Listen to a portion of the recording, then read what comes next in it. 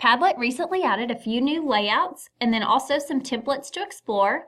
So I thought we'd go ahead and just look at some ideas for the classroom using some of these layouts. So first I'm going to go ahead and look at the Canvas layout.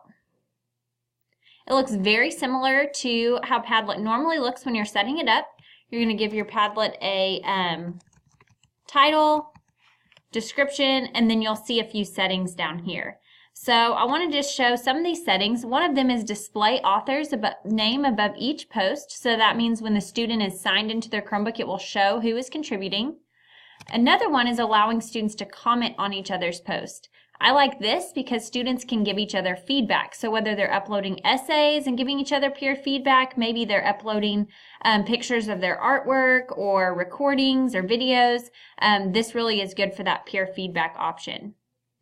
Note that you can also check the reactions button. That means that students can like each other's post or even upvote post. So this allows the class to go in and really do some quality control and see which posts are the most high quality. Okay, and lastly, I can go ahead and change the link here if I want to. Most likely, I'm going to leave this link the same and then post it to Moodle or to Google Classroom for easy access. But if you wanted to customize this, then you could go ahead and customize the URL. Okay, and as always, I can go up here and I can change the background to whatever I want to change the background to. So let's look at an example. Okay, you can see that I've added 2 posts. If I'm the one adding the post, I can edit the post, but only if I've added the post, so I wouldn't be able to edit other students' posts. Another thing that I can do is I can connect posts. So if I wanted to connect these 2 posts together, this would be really good for making connections. Even if I didn't edit the post, I could connect it to another post. So if you wanted students to create some kind of a thinking map or a flow map, even if you just wanted them to connect, you know, if they took the same side on a persuasive essay, maybe they're looking for similarities. There's a lot of different ways that you can use this connect feature. Okay, note that I have the upvote portion turned on. So if we are all uploading artwork from art class, I could go ahead and upvote the one that I like most. And that would allow us to kind of almost like judge the different posts. And remember, I can always go back. The upvote and downvote is not my only option there. So I could even change it to liking post or giving post stars.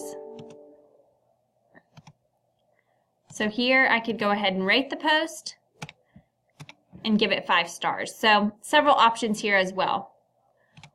I can also go in and leave comment feedback. So you could give some students some question stems. Maybe they have certain look-fors and they're going to leave feedback for their peers. And it should show the person who's leaving that peer feedback. So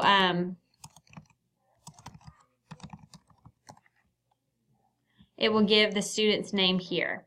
Now, if you want this to be anonymous without student names, remember that's a setting as well. So you would go down and then you would turn off the attribution option. And then they will still have the comments, it just won't show who the posts are from. Okay. I have this open in a new window where I'm actually not signed in. So you'll see if I'm not signed in, I can't edit this post. However, I could still connect the post to a different post. I'm already connected here, so I could disconnect it. So a really neat way to make connections. We're going to look at one more option, and that's this shelf layout. So the last one was Canvas. This one is the shelf layout. Notice that my settings are about the same. I can still add reactions. I can still allow students to comment. But I can choose the new post position. So do I want the first post to show up at the top or the last post? Okay. And then other settings, this just means anyone with the link can write on the wall. Note that there are a few others as well. Okay. And then before looking at the shelf option, it is important to know there is a remake option. So if you make a Padlet and you want to copy it for different class periods, that's right here. Okay, so I could set up like maybe even a KWL chart, and then I can add another column.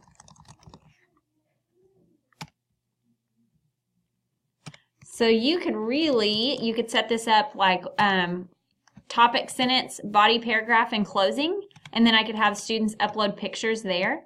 So you could really get creative with this. So rename, maybe this is topic sentence, and then body paragraph, and then closing.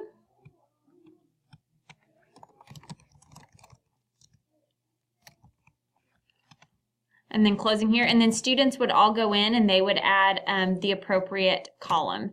Maybe you've got certain sides that you're debating, maybe you've got certain art projects, maybe you've got all different groups from different book clubs, whatever it might be.